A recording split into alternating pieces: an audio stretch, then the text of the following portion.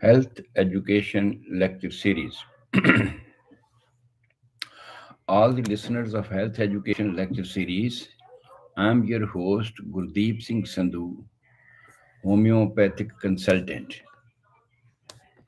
and my clinic address is 7021 Village Parkway, Dublin, California 94568. My phone number is 408 687 1899. Email address homeomedicine@yahoo.com. As you know, we are delivering a series of lectures of health education lecture series, and the beginning is how life is created from life. So, this how life is created from life is reached at the conclusion that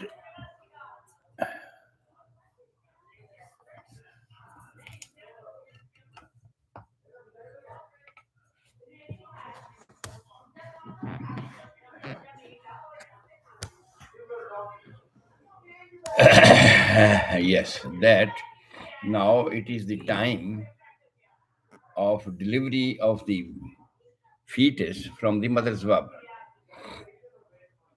And we have already discussed all those conditions why this is necessary, why the fetus has to be delivered by any means. So, all these conditions are counteraction of the reactions. So, something as a action occurs, and with the result of that action, the counteraction results in labor pains. And those labor pains we have already described in our previous lectures, that it has been divided into three different portions so that we can understand easily what is the labor. Okay, so labor is the transportation of fetus from mother's womb to outside. So in these conditions, we have decided this total phase in the beginning of the labor pain and up to the delivery of the fetus, and to take care of the initial of the fetus up to three stages. And we have described in our previous lectures that in the first stage of labor, how it starts, what are the characteristics of a pain, and then how it is differentiated from the other pains of the body, of the other organs of the body, you can say. Because every pain has its own characteristics. Every organ and its pain has a specific affinity and specific characteristics by which we can identify clinically that this pain is related to what. In this way, we have already identified the labor pain, which is concerned with the discharges of the baby from the mother's womb. In the initial stage and the management of the labor, we have already discussed that it is a, a regular contractions of the uterus because of the hormones produced at that time, and we have already noted those hormones and told you about that oxytocin hormone, estrogen hormone, relaxin hormones, and prolactin hormones. So all these hormones, time to time helps to improve the quality of the labor pains, so that this procedure should go normally and there should not be any complications throughout the period of the labors. This is because this is not a pathological condition, this is not a disease condition. Pregnancy is a normal physiological factor in the process of life to life. in the process of creation of life to life, it's a normal physiological factors, and it should happens in a normal way. It should be treated as a normal way. But even then, sometimes when we do the normal functioning, even then there are some obstacles in the way. And that is why we need to divide this labor into three parts, so that in each part we can understand that what are the obstacles in first stage of labor, what is the length of the labor, from which sign to which sign is the labor, first stage of labor, and then start the second stage, from which sign to which sign is considered as the second stage, and under this condition also what obstacles may come up and how we have to solve those conditions. So systematically, we are describing all the three stages. Then in our previous lectures, I have described about the first stage of labor. So first stage of labor was the onset of labor to full dilatation of the mother's womb. And in between the complications and the precautions beforehand, what we have to take has been described already. That in the first stage, in the beginning of the start of the first stage, first of all, we identify the labor pain, recognize that it's the actual labor pains, recognize that the time period is normal, and even then, if it's not normal period for the delivery, even then we have to recognize that is it inevitable abortion or miscarriage, so that we have to recognize in the initial stages. Though the inevitable abortion, we are unable to control that, but even then we have to manage the mother. We are responsible for the mother's health, so we have to take care of that. So it means we have to manage two things. One is the mother, the second is the child, newborn. So in these conditions, when it is inevitable abortion, even then we have to take care, though child may or may not survive, child may or may not be in a position to survive,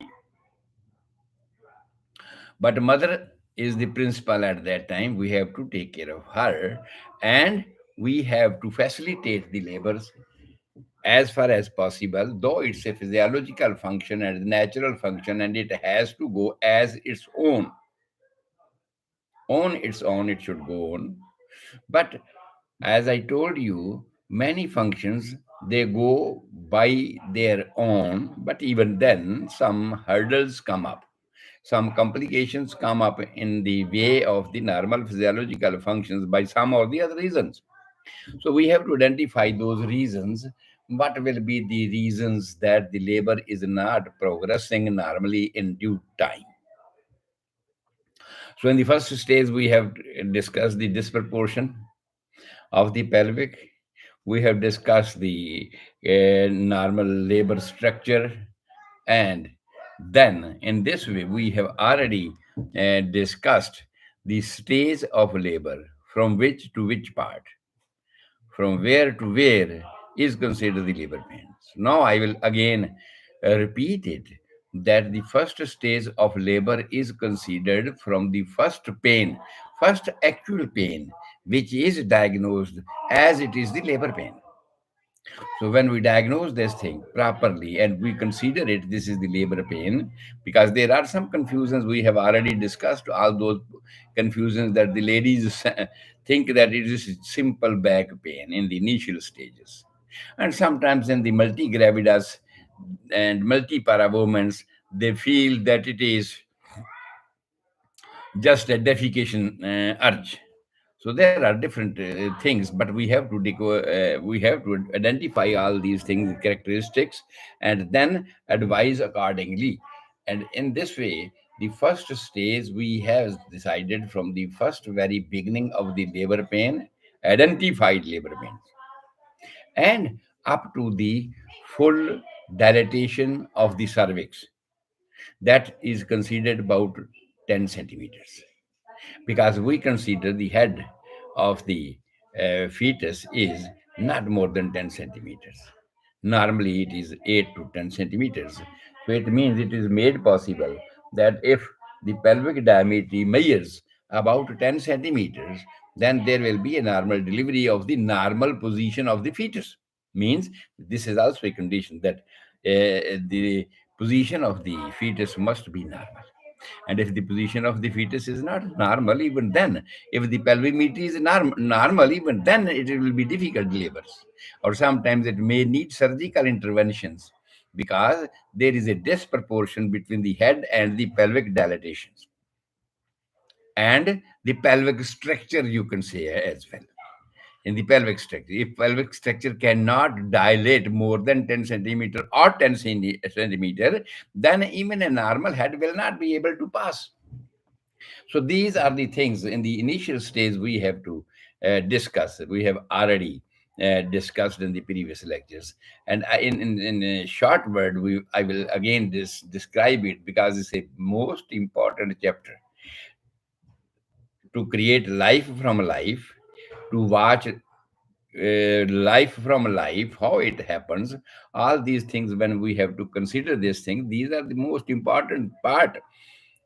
That's the labor. That's the delivery of the child from the mothers.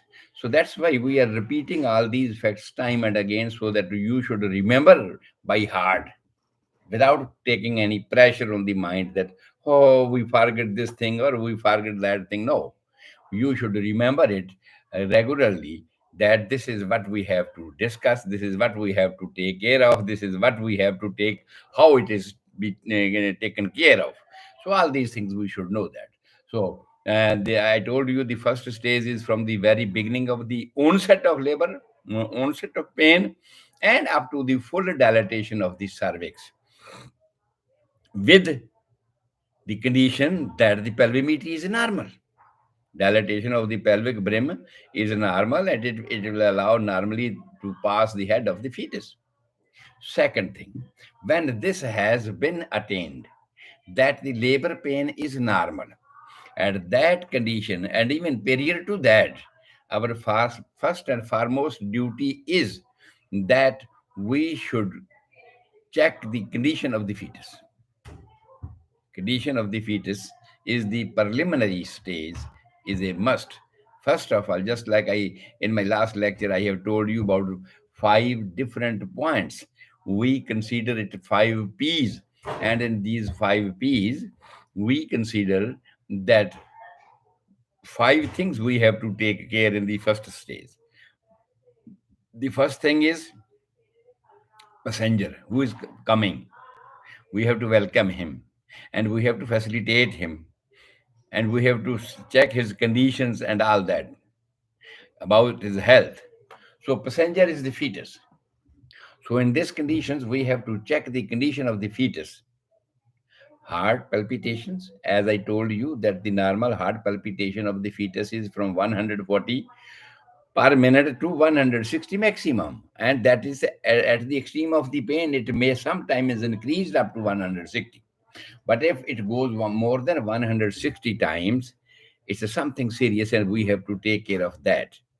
What are the causes behind that? And I mainly, the causes I told you, maybe the umbilical cord is very short, and it is there is a traction when the pain comes, and then the head is pushed downward, and the umbilical cord is stretched. But being smaller in length, there is a traction. There is a traction felt at the placental sides, and also at the fetal sides. Then under those conditions, there will be strangulations type things, then there will be throttling type of things, that the fetus feels breathlessness. Fetus feels that he is not being supplied by the food and oxygens. Then you have to take care of that. Under all pains, if the palpitation increases more than 160 per minute, you have to take care of that. The second thing I told you about this one, sometimes the this umbilical cord is too long. Umbilical cord is too long, and under those conditions, it is strangulated around the neck of the fetus, because fetus is moving in the amniotic fluid, going here and there, and the head is small, and sometimes this long umbilical cord may be surrounded around the neck. And when the pain starts, normally it's okay. Normally it's okay. But when the pain starts and the head goes downward and pressed down and it goes away from the source means placenta. The ultimate source of this one umbilical cord is from placenta to fetus. And by one or the other way, whether the umbilical cord is short or whether the umbilical cord was long but strangulated around the neck, any reasons, any reason, and when the pain starts, fetus is pushed downward. Even then there is a direction, and with that directions, sometimes fetus do not get food, fetus do not get oxygen, and under these conditions a restlessness is produced, which produces palpitations. And palpitation is known as tachycardia, and we know it as a fetal tachycardia. It's known as fetal tachycardia. Tachycardia means when heart is palpating more than normal. When it is palpating less than normal, that is bradycardia. That's also a condition. Under these conditions, sometimes if the totally oxygen and food is cut down to the fetus for a longer period, there may be unconsciousness of the fetus and bradycardia. That indicates, means the pulse, the palpitation of the fetus is less than normal. And the normal, what is the normal? That is 140. As our heart palpitates 70 to 80 per minute, but fetal heart sound palpitates 140 to 160 per minute. But if it is going downward with each pain, it's something serious. It may indicate the small umbilical cord, detachment of the placenta, or the long umbilical cord and is surrounded around the neck of the fetus. So either of the conditions, we have to take care of that so that we can protect the fetus as this. Because the first point is the passenger, the fetus who is coming up at this time. And then we have to take care of the passages. Is there any complications? Is there any complication in the decidua, which we have considered that the placenta previa, partial or complete placenta previa. I have already described it many times, 2 or 3 times, I think, in the lectures. I have told you about the placenta previa, and that the condition that when the attachment of the fetus and the mother's womb, when it comes from the fallopian tubes, after being fertilized with the ovum, it comes back to the uterus. It goes from the uterus, from vaginal area to uterus, from uterus to the fallopian tube, then it meets through the ovum and then come back. Being fertilized, then again it comes back. Just like we get to the girl's house, then we bring the girls and then come back to our home. Just like in the marriage is the same way. And when it is adjusted in the uterus, at that time sometimes this fetus is not stuck or adjusted at its proper place. The proper place, we have told you that it is on the right side or on the left side of the uterus, and also it is in the back side. Mostly it is attached to the posterior position of the uterus.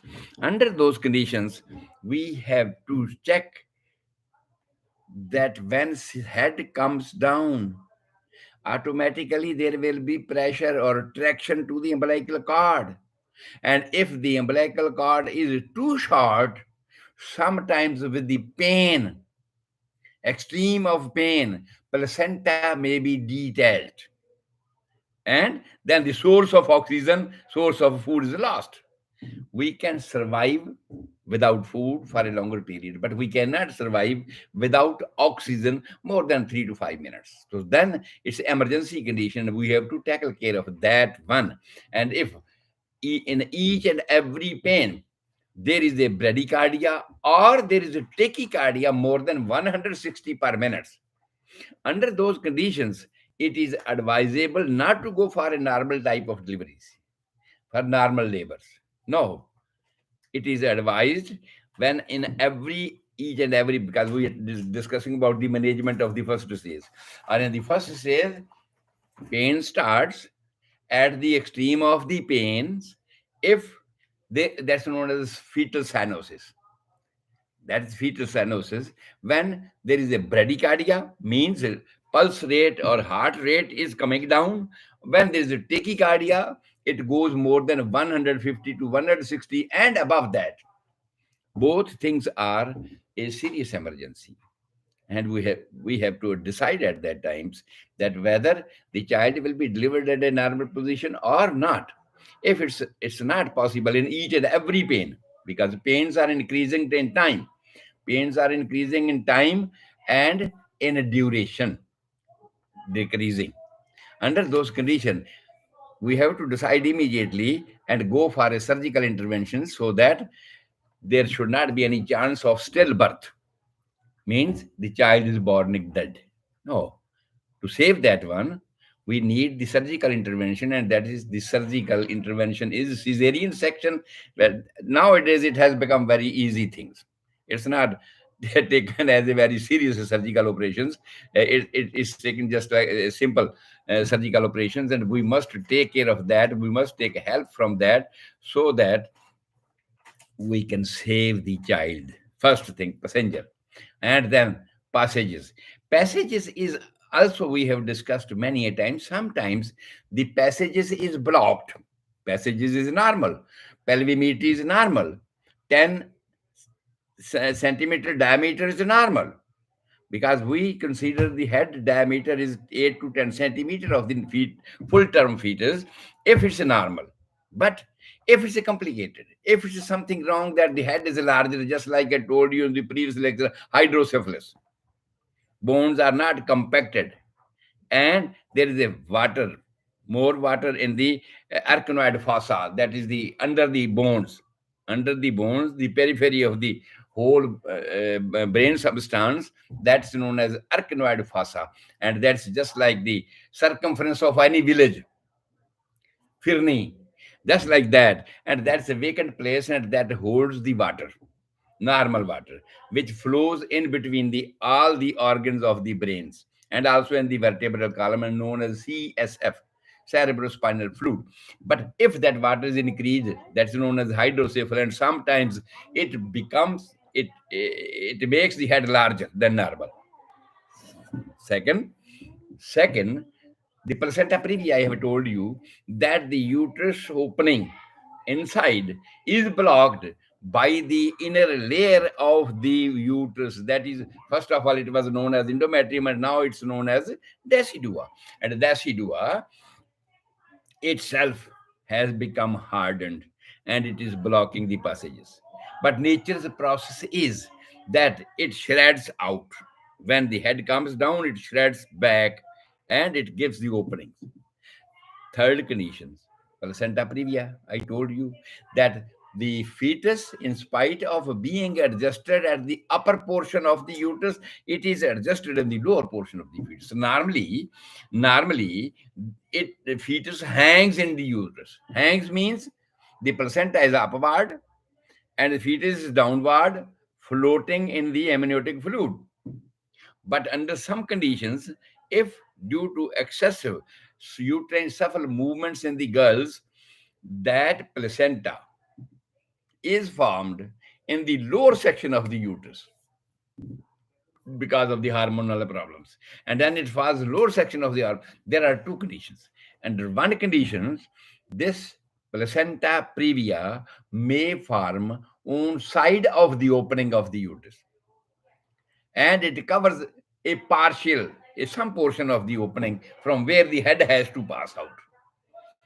But sometimes it falls totally downward, and it covers the whole opening and also adjusted in the lower boundary of the uterus. Then, under those conditions, the fetus inside the uterus floats upward, just like our kite.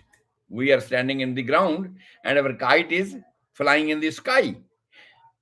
Placenta is downward, fetus is upward, and in that balloon, in that amniotic sac, it's floating upward. So there's a two different conditions.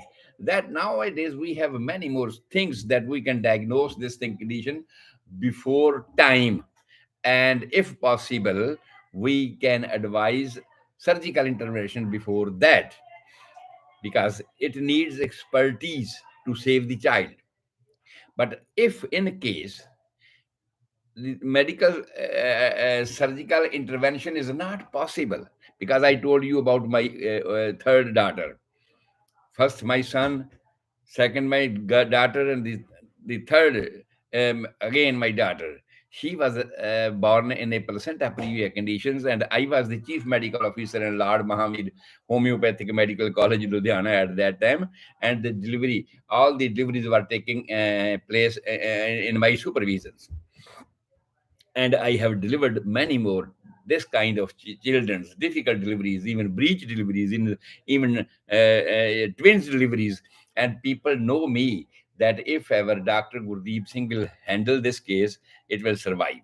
But now there is a condition that it was my own wife and my own child, and if it will not survive, and then people will say that he can save the other child, and ultimately the thing is that that was a girl child, that was a girl child. And if they come to know that it was a girl child and the doctor could not survive, he might have done it knowingly, that okay, it's a girl, let us go. No, my prestige was at that time the prime thing for me, that people should not think this thing, that he can save the other girls children with difficult deliveries, with breech deliveries and all that, but her girl child he could not save because he do not want to save it. It may be a blame for me later on. Ultimately I deliver my child in the hospitals and all that. I know there was only one nurse at that time assisting me, Shakuntala, and ultimately the child born blue. And ultimately after about 45 minutes, 1 hour, we worked on her, and ultimately she survived, she recovered from that periods. So this was good luck for me that my prestige was saved as well as my child was saved in this condition. So I'm telling about the placenta previa. If it is placenta previa, then placenta has to come first, then the baby has to come.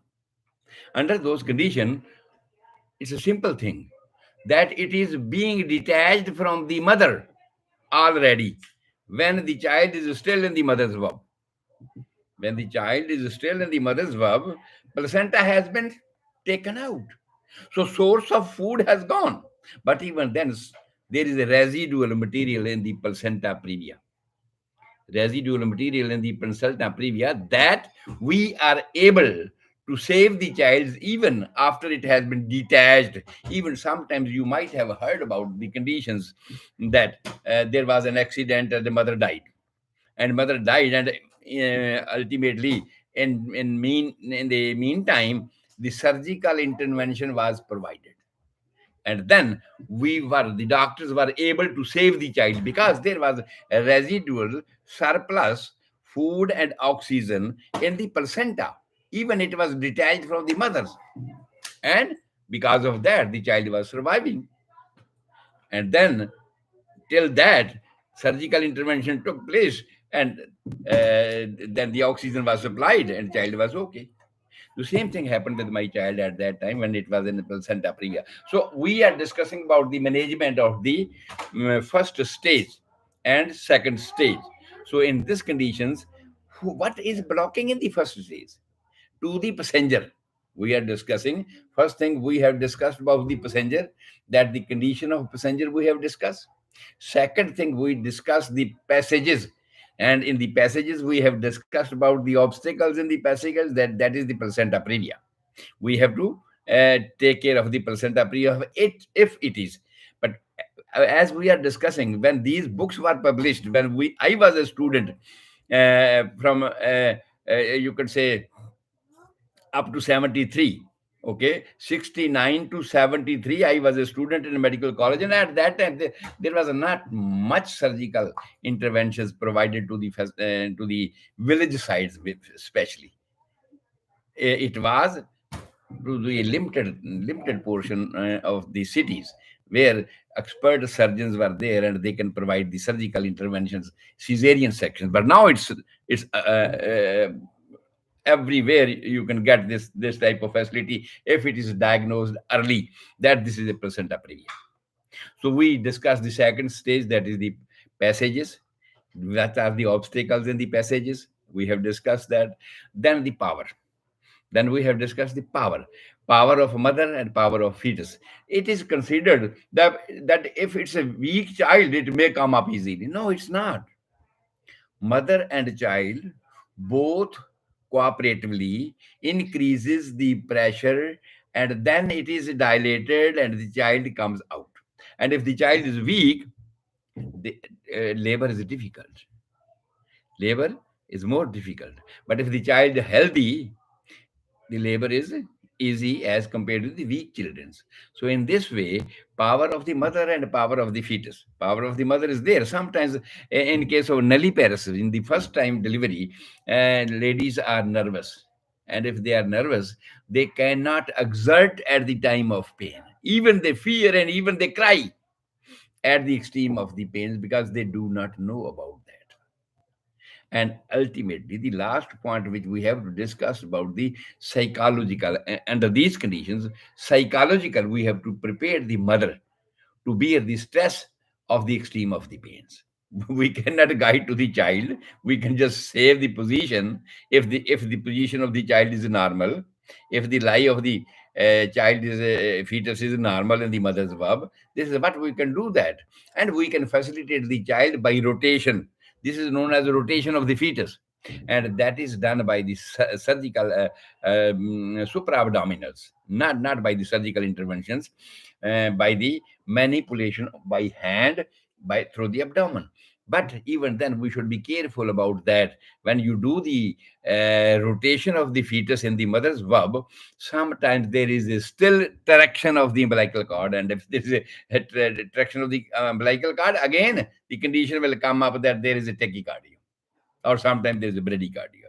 So you have to even dismiss the rotation, bring it to the normal condition, and advise another sources for the labors. So these are all the things we have to consider in the first stage of labor.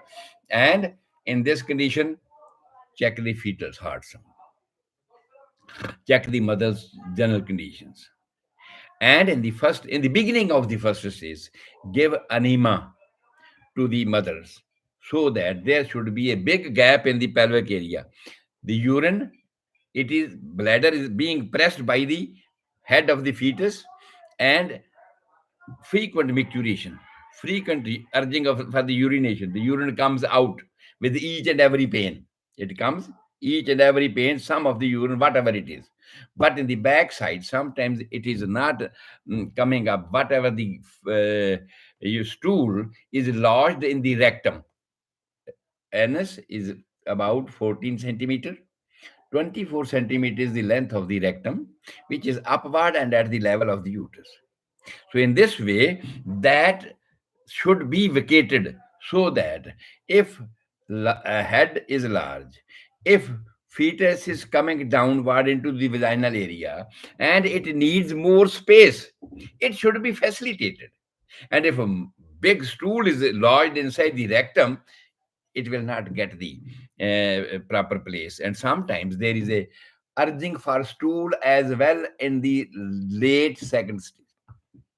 Sometimes when the head is coming up, it press the rectum backside, and whatever the stool is, it is coming up. So sometimes ladies have urging for stool at the end of the first stage when the head is pressed downward. In this condition, it's better you yourself In spite of waiting the nature at that time, you yourself can do the enema, and with that enema you can vacate the rectum, anus, the total area, so that it can facilitate, it can give more space to the fetus to come out into the vaginal area and to come out. And after that, because there may be bacteria, there may be infection in the stools sometimes, then you have to save that. Give bath, full bath to the lady before the labor is increasing in pains, frequencies. Give baths. And after that, giving this bath, you have to give any antiseptic lotion to the lower abdomen area, to the thighs and legs of the females, and also the vaginal areas. And this is again advisable that when you clean it with the antiseptic lotion or anything, it should be from upward to downward, from abdomen to the backside. In between the rectum and also the vaginal area, there is a one space that is known as perineum. Perineum. And perineum is the storehouse of nervous system inside and bacteria outside. Sometimes the bacteria from the anus, sometimes the girls are having lichorial problems, very much lichorial problems. And doctors find out trichomona bacteria, many other bacteria, maybe in the vaginal areas, they could not find out. But ultimately, what happens? The stool cremies, enta amoeba histolytica, enta amoeba coli, or this type of intestinal bacteria, worms, all these things, they come from the anus and they enter through the perineum to the vaginal areas. So that vaginal area should be cleaned, and because ultimately now it is the time of delivery. Before time of delivery, it can cause lichorial discharge from the females, okay, or it can cause UTI, urinary tract infection in the females. We should take care of that. But now we are discussing about the labor pains. In these conditions, the labor pains, there should not be any harm to the fetus, especially the eyes, especially the eyes of the fetus. Then what you have to do? You have to clean that area from upward to downward. Fetus has to come from upward. The anus is downward. So it means from upward to downward, so that the any infection from the anus, any bacteria of the anus, any intestinal worms should not cause any infection to the eyes of the fetus. Especially we have to take care of this thing. And even sometimes the ladies herself, the mother herself, has some vaginal infections before the before she is going for delivery. She may be UTI, repeated UTI infection because of any other. There is some other bacteria known as Dodderlines bacillus, and because of that Dodderlines bacillus, some ladies are having a regular white discharge, regular white discharge, that's known as licoria of a different kind and infectious type of things. And when the licoria is green, it's very bad. When the licoria is yellow, it's to some extent okay. But if the licoria is white, then it's okay. Most of the ladies are having that, but even then it should not be. It should not be. It means something is there, we have to protect that. And if this kind of condition a lady is suffering already before she is going for the delivery, under those conditions, that may harm the eyes of the children, eyes of the children. So it means you should take care of the eyes of the fetus at that condition.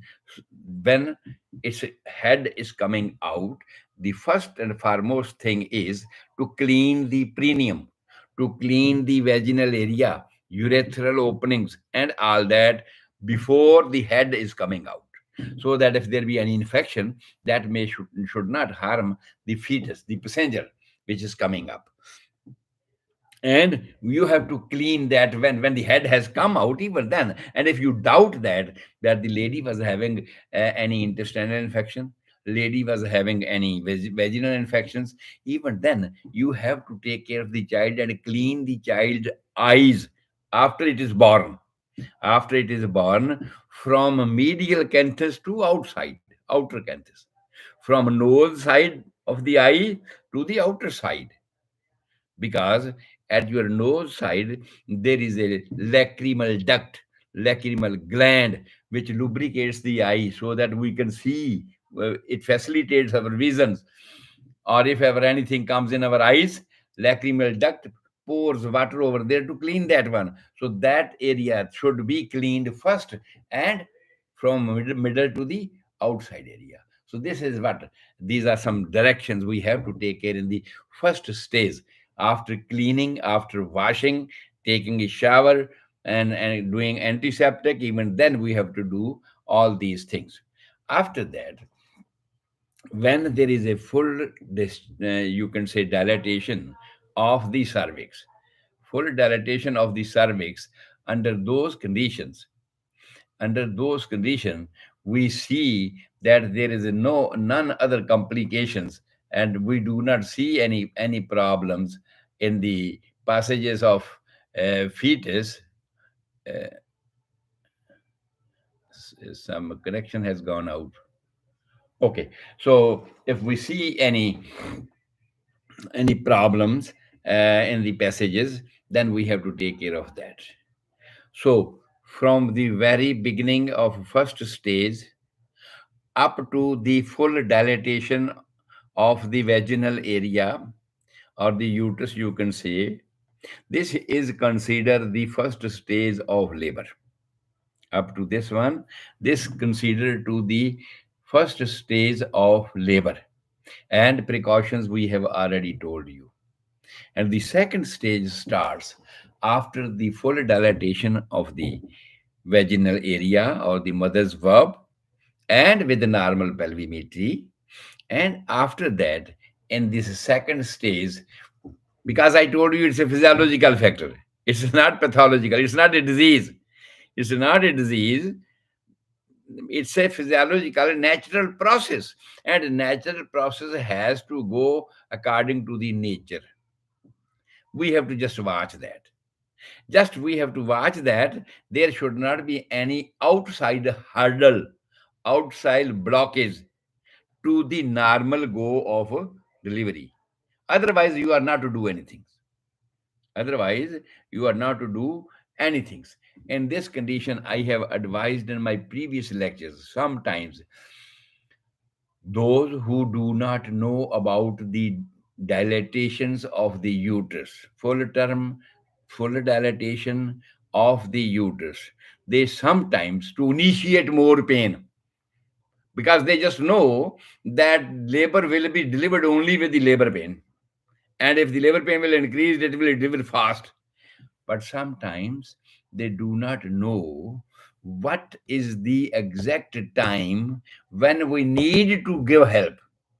Sometimes if you go to somebody and he do not need your help and do forcibly give him help, sometimes things go worst.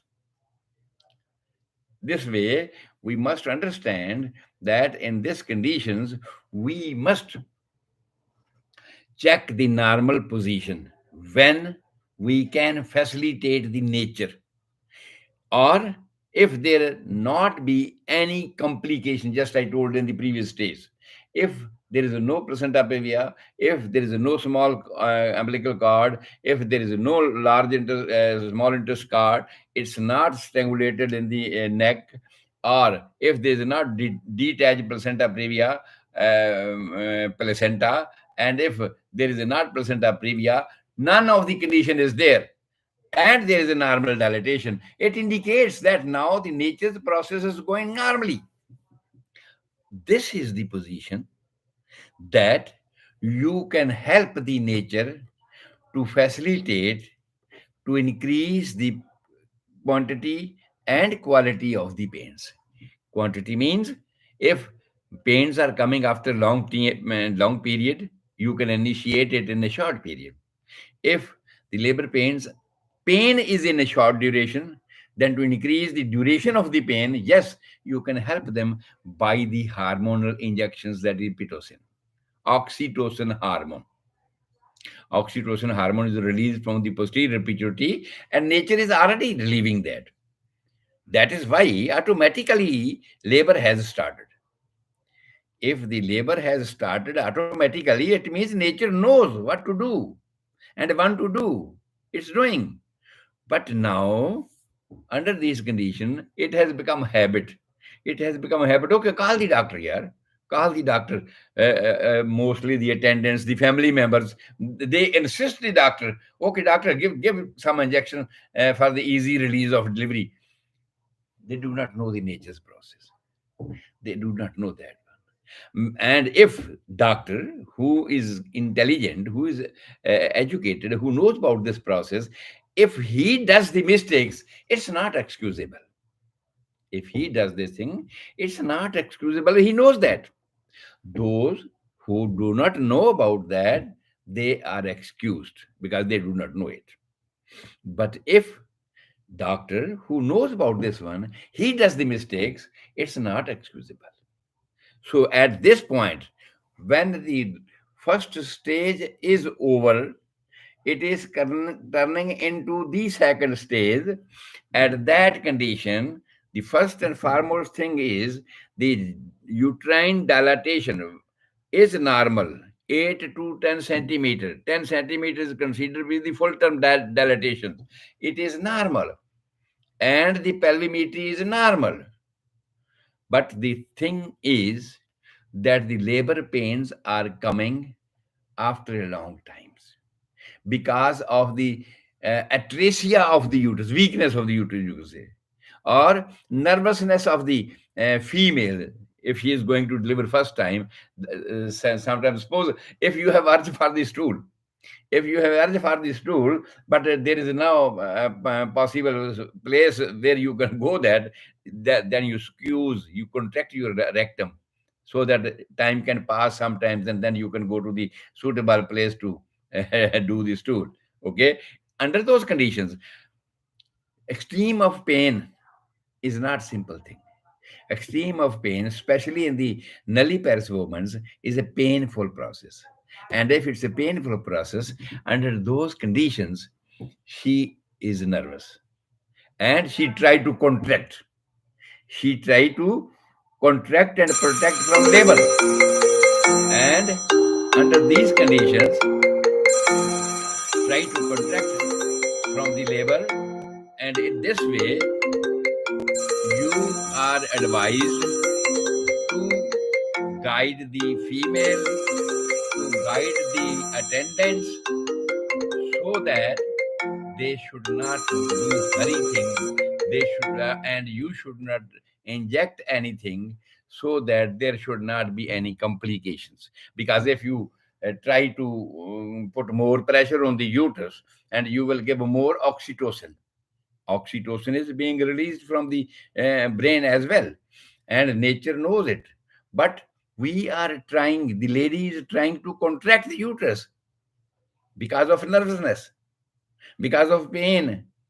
But under those conditions, there are other sources which are advised that you can at this stage, especially there is a full term dilatation, full dilatations, but the pains are coming after a long times, or the pains are coming after a short time and increasing, but the ladies are not cooperating due to first delivery. Ladies are not cooperating at that time, not before that.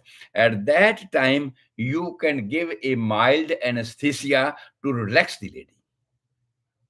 And also, at that time, to increase the push of the baby outside, you can give oxytocin hormones, oxytocin injections. This is what generally the doctor give at that time.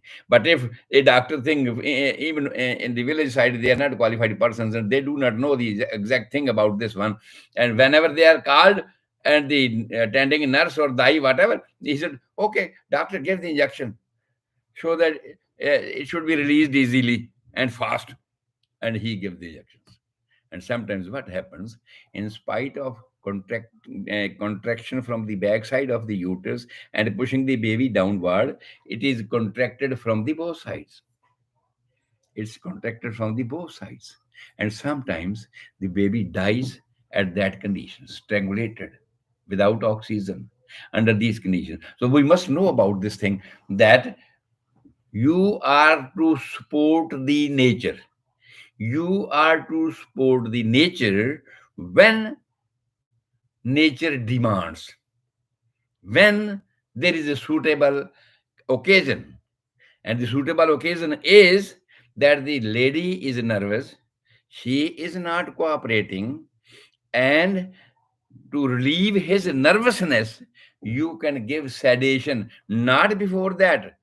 First of all, it should reach up to the full dilatations, and then you can give sedations so that she can bear pain, she can strain at pain, and it can facilitate the normal labor. But your mistake can make a big blunder. The child may die in the uterus. That is known as stillbirth. Child was normal, okay, everything was no. You might have heard many conditions in the villages that there is no, child is okay, everything is okay, but when it's delivered, come out, there is a baby is blue, baby is dead. They could not save at that times. So this happens if the injections means the facility. Whatever you are facilitating the nature, you have not facilitated at the proper time. Before time, when it was not required, if you facilitate the nature with oxytocins and all that, it will stop that one process. It will stop the normal process, physiological process, and will complicate the things.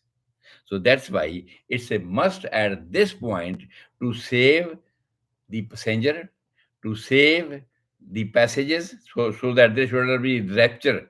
Even we have to save that in the second stage, because today our time is, I think I have already taken the time of Punjabi media, and but tomorrow I will deliver all this lecture in Punjabi and Hindi, so that you can understand better. Those who could not understand what I'm saying, it's some of the medical terms. Tomorrow, the same lecture will be in Punjabi and Hindi, so you can understand easily all these things, uh, what I'm saying. But the main principle is to save the child. Main principle is to facilitate the mother. Main principle is to follow the nature and sport when the nature demands, when the conditions are there. So that condition you have to check up, so that you can save the mother and child both at this condition. So today we have discussed this lecture, and tomorrow we will discuss the management of second stage. Now there is a full term. Now it's time for the baby to come out, and then when the baby comes out after that, what we have to do, how we have to protect him. So all these things will go tomorrow, and but not tomorrow, because tomorrow I have to repeat all these things. But if I get the time, then I will repeat this thing, or I will explain this thing. That then what we have to do when the child is delivered, or when it is how it is delivered, because it's the position second stage of labor. Baby has to come up, baby has to come out from the mothers. In what way it has to come up? What's the normal procedure? First of all, I will let you know about the normal procedure. You have to watch it. Everything is going normally. Nature does its own course according to normal ways. How she does, how the nature does it, that I will explain. Then after that, if in this process, if there be any complication, what the complication may be, that I will explain. Then how to resolve that complication so the baby can come easily out of the mother's womb. Even after the full term, full dilatation, there may be complications. So we will discuss it tomorrow. All the listeners of these programs, I thank you all, and I uh, am thankful to all of you that you listen all these programs, and I'm making awareness to my community And this is my principle to deliver all these lectures, that my community should be aware of all these things, how the life is created from life, and how we can facilitate the nature, because it's a normal process. And even then, in the normal process, if there be any complications, how we have to and help the nature, and what time we have to help the nature. So God bless you all. This is your host Gurdeep Singh Sandhu, homeopathic consultant, and my clinic address is 7021 Village Parkway, Dublin, California 94568. My phone number is 408-687-1899. My email address is homeomedicine@yahoo.com. Anytime, for any disease, when you are tired of any treatments, or you want to get second opinion for your disease, you can call me at 408-687-1899. Or if you want to be treated for any disease by homeopathic systematic approach, you can call me the same number, 408-687-1899. If you are away from and you cannot call me, even though it's a WhatsApp number and anybody can call from any site of the globe, but even then, you can send your question by email and I will get you the answer of that one, what to do. I can guide you wherever you are. You can get your treatment from there, but I can guide you what are the nature's principle for curing the diseases, so that you can judge whether your treatment is going on the normal directions, or there is some complication or something wrong. According to nature's principle, something wrong is going on, so that you can change that one. So all these things, God bless you. We'll see you tomorrow at 5.